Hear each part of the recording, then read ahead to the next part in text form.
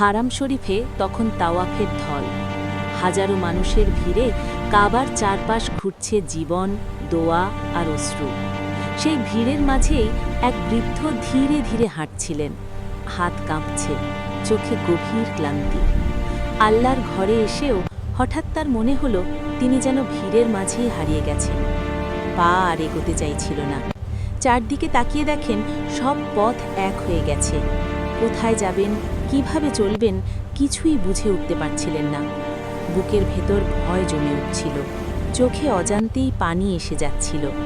ঠিক সেই মুহূর্তে ভিড়ের মধ্য থেকে এগিয়ে এলো সাদা পোশাকের এক লোক, মুখে অদ্ভুত শান্ত হাসি।